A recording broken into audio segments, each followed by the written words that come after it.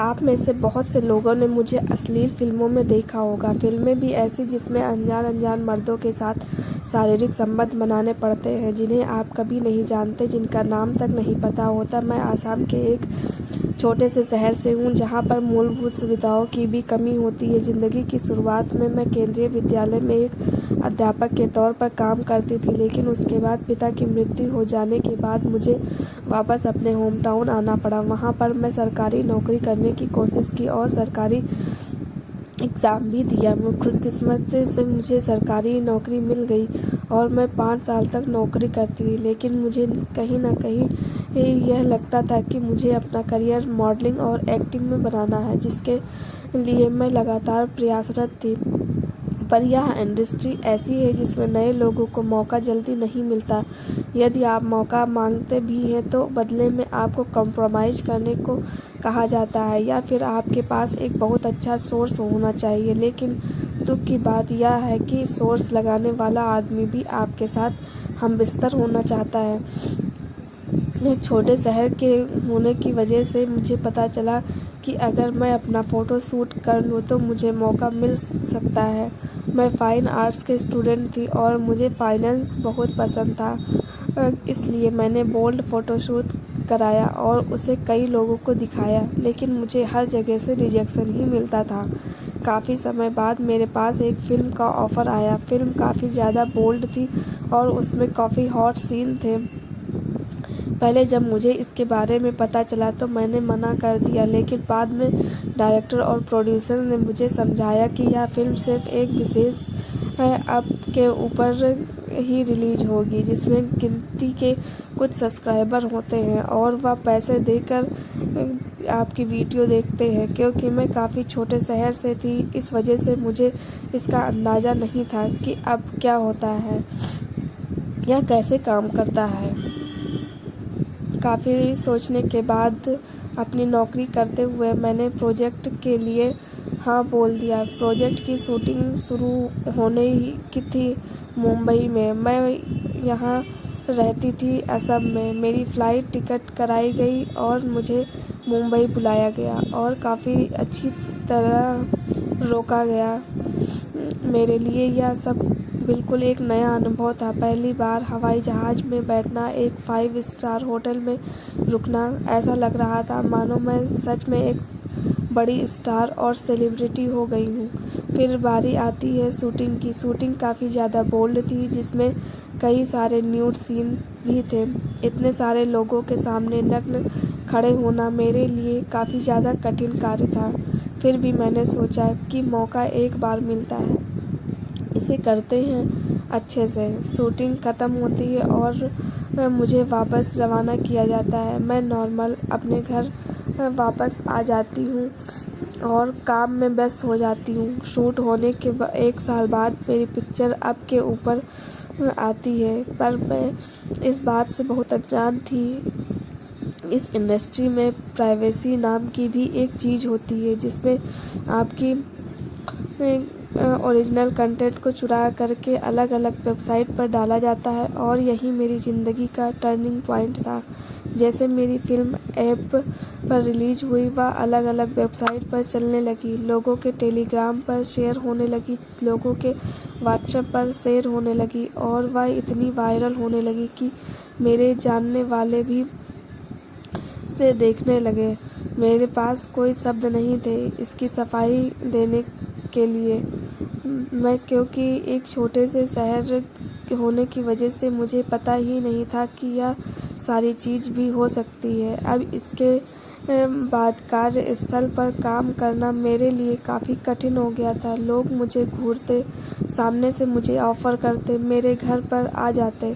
मैंने एक बात और कलाकार इस काम को किया था, लेकिन लोग इस वेश्यावृत्ति से कंपेयर करने लगे। मजबूरन मुझे नौकरी छोड़नी पड़ी और इसके बाद मुझे दूसरी फ़िल्म का ऑफ़र मिला। नौकरी न होने की वजह से मैंने झट से यहाँ हाँ बोल दिया और डॉक्यूमेंट नहीं पढ़ा कि किस बारे में है। वहाँ जाने पर मुझे पता चलता है कि इस फ़िल्म में संभोग क्रिया शामिल है। जब मुझे पहली बार यह पता चला तो मैं काफ़ी ज़्यादा डर गई। मैंने मना किया, लेकिन क्योंकि मैं प्रोड्यूसर को वादा किया था और डॉक्यूमेंट पर साइन थे, इसलिए मजबूरन मुझे यह वीडियो करनी पड़ी। लेकिन एक ऐसा दलदल है जिसमें एक बार अगर आप फंस गए तो आप अंदर अंदर घुसते जाएंगे, और ऐसा मेरे साथ हुआ। शुरुआत में 2, फिर 12 ऐसी बोल्ड और अश्लील फिल्में में कर दी गई, और यह मेरी कमाई का मुख्य जरिया बन गया। एक फिल्म के लिए मुझे 1 लाख से 1.5 लाख रुपए ऑफर होने लगे, और अब मैं इस मुकाम पर थी कि मैं वापस दोबारा अपनी पुरानी ज़िंदगी में कभी ना जा सकती थी। इसी के साथ बहुत सारे लोग यह बात बताना नहीं चाहते, पर ये एक कड़वी सच्चाई है। अगर आप फिल्में या सीरियल इंडस्ट्री में हैं या फिर मॉडलिंग में हैं, तो यह आपकी कमाई का केवल एकमात्र जरिया है। उसके अलावा जितना आप मॉडलिंग से नहीं कमा सकते, उसका 10 गुना लोग यहाँ पर दूसरों के बिस्तर गर्म करने में कमाते हैं। पर आज भी लोग इस बात पर खुलकर बात नहीं करते, पर यह इंडस्ट्री की एक बहुत बड़ी सच्चाई है।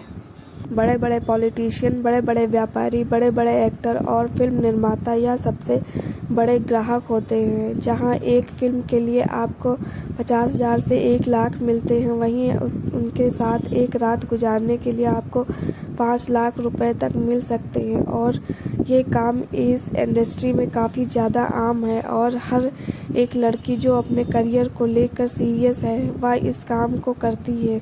मेरी छोटी सी गलती की वजह से अच्छी खासी सरकारी नौकरी और सोशल लाइफ को मुझे छोड़ना पड़ा। आज भी मेरी सोशल लाइफ अच्छी है, लेकिन अगल बगल सिर्फ वही लोग हैं जो इस फिल्म कारोबार से जुड़े हैं, ख़ास तौर से अश्लील फिल्मों के कारोबार से।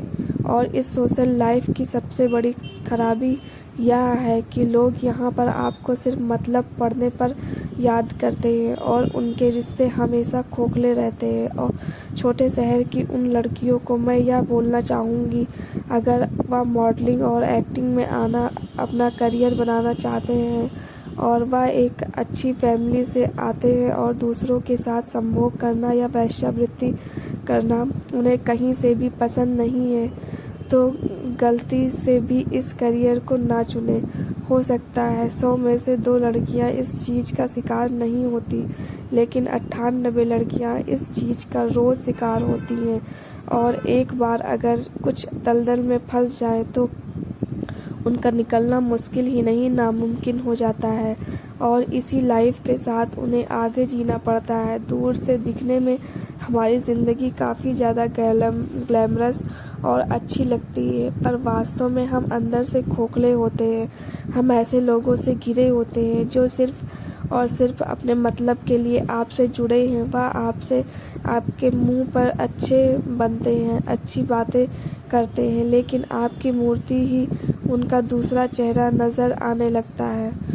अंत में मैं आप लोगों से यही बोलूँगी, अपना करियर मॉडलिंग के लाइन में या फिल्मी लाइन में चुनना चाहते हैं तो उसकी सच्चाई से अवगत रहें। दूर के ढोल सुहावने होते हैं, ऐसा ही कुछ यहाँ पर भी है, पर यह सच्चाई हमेशा आपसे छुपाई जाती है, क्योंकि यह धंधा बड़े बड़े फिल्मी कलाकारों, पॉलिटिशियन और अंडरवर्ल्ड के लोगों के द्वारा चलाया जाता है, जिसका ज़्यादातर शिकार छोटे शहर से आने वाली लड़कियां और लड़के होते हैं। और लाइफ के अंत में सिवाय पछतावा के उनके पास और कुछ नहीं बचता। आपको ये कहानी कैसी लगी ज़रूर बताइएगा कमेंट करके, और हमारे चैनल पर नए हैं तो चैनल को सब्सक्राइब करिए।